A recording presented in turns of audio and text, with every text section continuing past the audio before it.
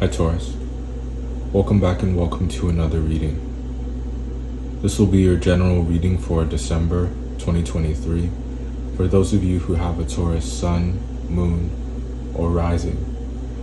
And if you don't have one of those placements and it's a title or the thumbnail that led you to click onto this video, as we always say, stick around.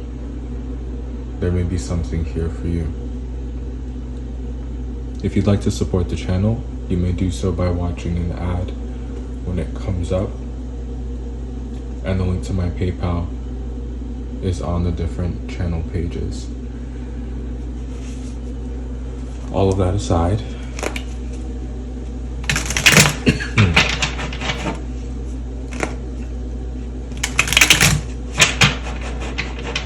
how have you been?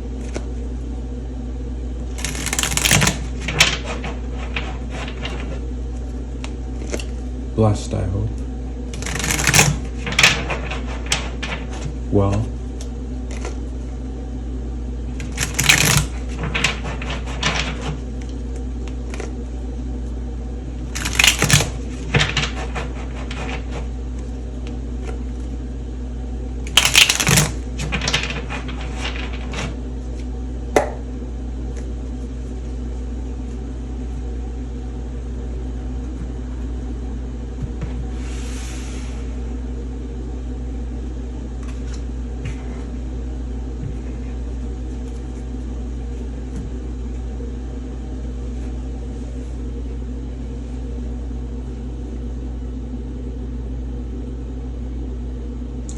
you know those exercises that they have in therapy?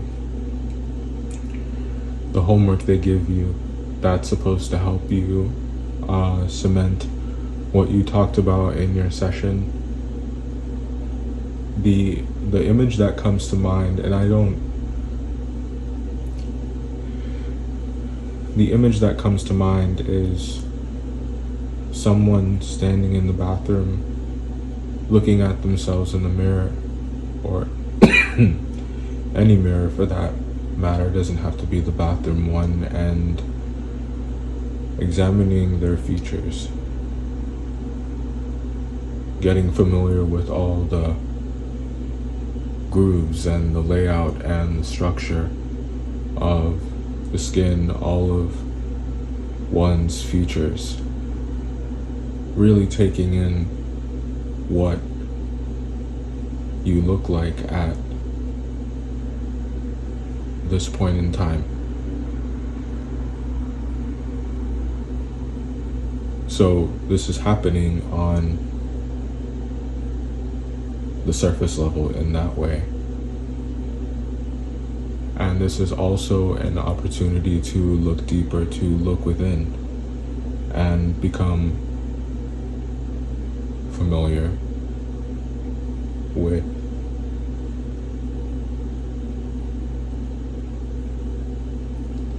one's identity from a heart standpoint. So it's all about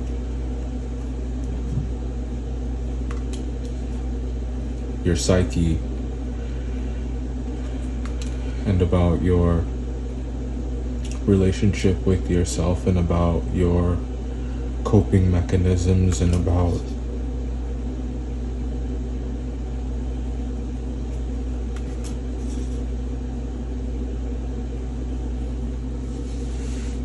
what they're trying to show you about your life and about yourself and about your relationships and about why.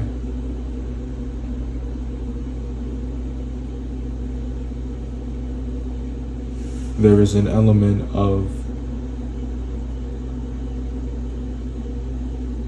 possession or an element of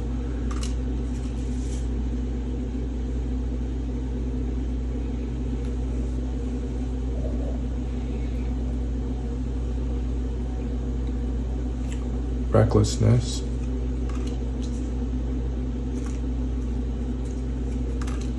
Not always. And it doesn't always, start out like that. It's like it evolves into that. The Tower card is not the first major arcana card, it's the 16th. So this is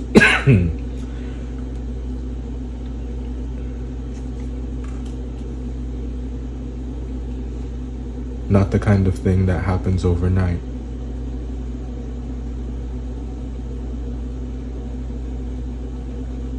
And I think that if you truly want something to get better,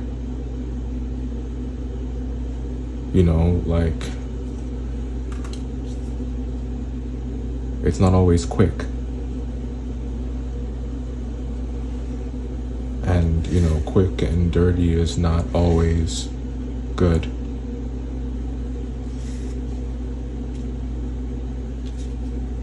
It has its consequences. Yeah. It costs you a great deal.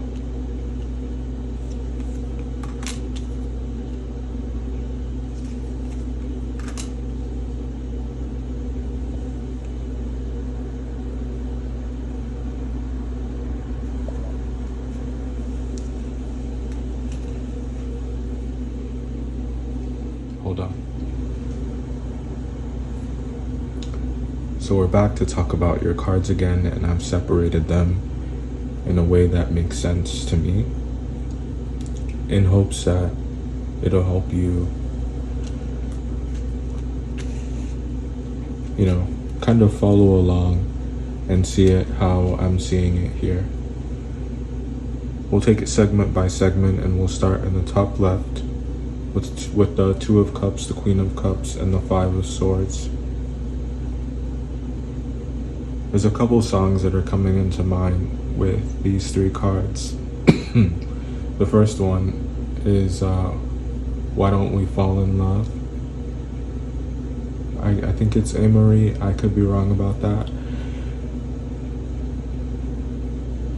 But a very different energy is here as well. And it's more so a question of, why do we hurt the ones we love? Why do we attempt to compete with them? Why do we feel like we have to outdo them in some form or fashion in terms of how we contribute? And what I'm not talking about are those instances where you do more and it's natural, it's not it's done without a second thought, it's done without the expectation of receiving something in return, or in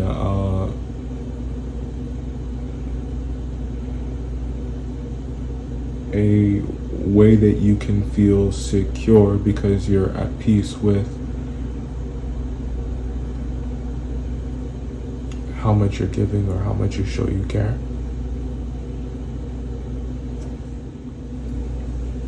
That's all well and good. What I'm talking about is, who's keeping score? And why do you feel like you need to do that? Why is it that you think that somebody owes you something? Why is it that you maybe feel like you need to destroy them? Or like you need to strip them of their power? Or like you need to control it all?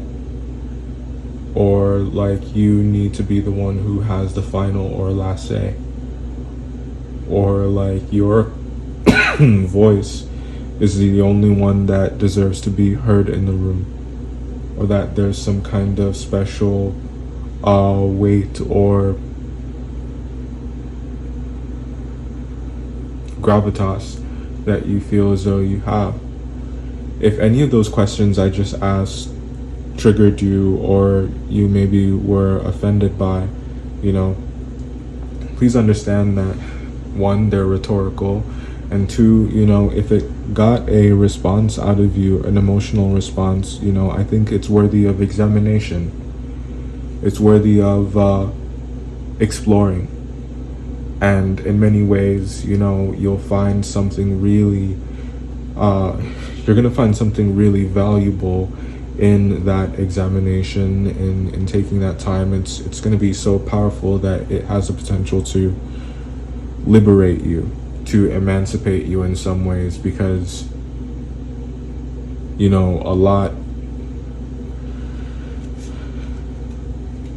a lot about yourself is going to come into full frame. And maybe why we were talking about therapy is because there are elements of that in this read.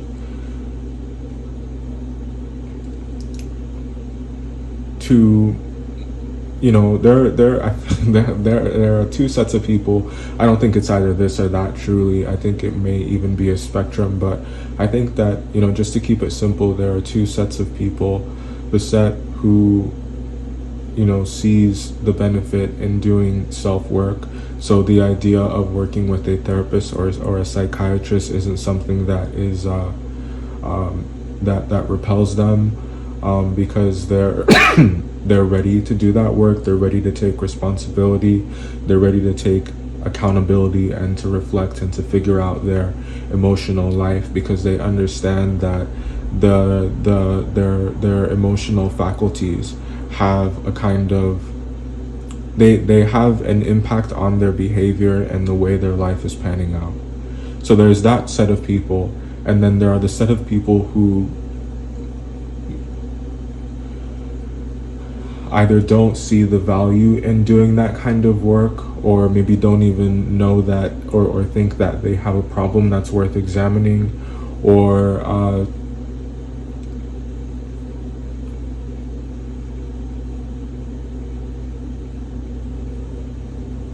are convinced that they have all the information they need. But there's so much that is complex in life that it's impossible for someone to be able to make informed decisions and, be a really responsible person if they are, if they're capped, if they've stopped growing, if they don't think that there's anything that needs to change with them. So they don't do this work. This work repels them. They don't see it as worth doing, and therefore, they experience suffering, and they end up putting their energy behind futile efforts to win or get ahead. These get rich quick schemes. These ways to continuously fail and do the wrong thing, because of, it feels like a spiral. I can't even, I need to come up for air. That's truly what this energy feels like. It feels like a really psychotic spiral.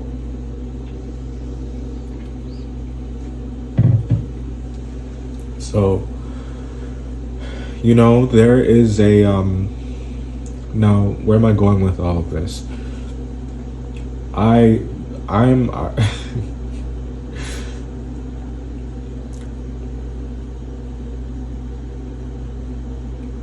It's worth it to identify your cycles, and it's worth it to not, it's worth it to prevent destruction. It's worth it to take the necessary steps to, fix it, to fix the issue.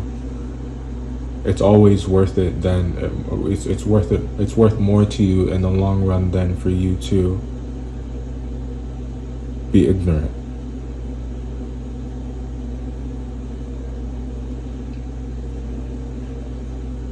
Somebody here is paying the price and fucking up their life.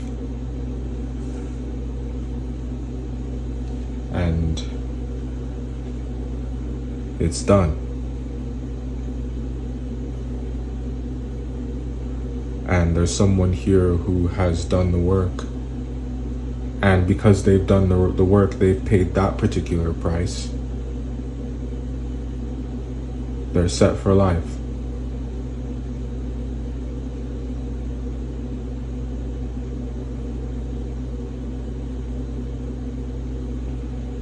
And the beauty about all of this is you get to choose.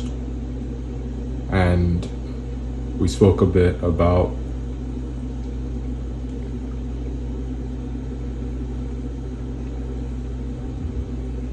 some things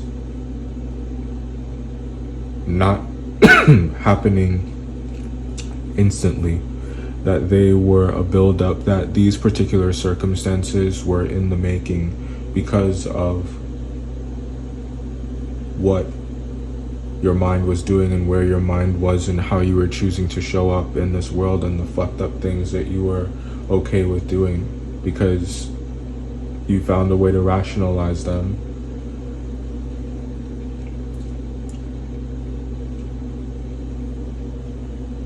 And if it's that type of experience you're having right now, then, you know, I'm not here to sell you a dream. I'm here to tell you that sometimes, you know, life doesn't really come at you all that fast. But it comes.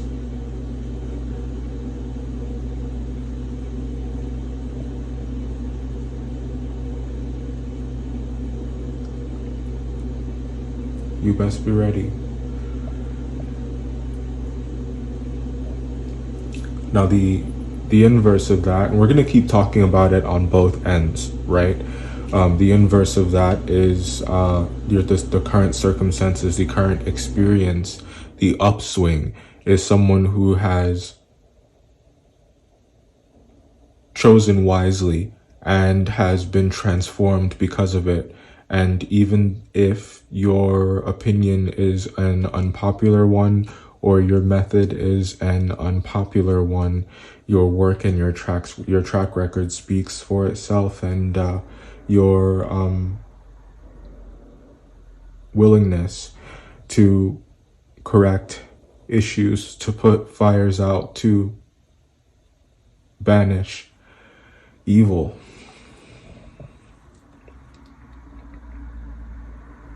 It makes way for all of this prosperity and notoriety and you being paid for your reliability and your expertise and your know-how. Somebody's being dubbed here, and it's the W that no one ever saw coming. I hope you found this helpful, truly. And I'll see you in the next one.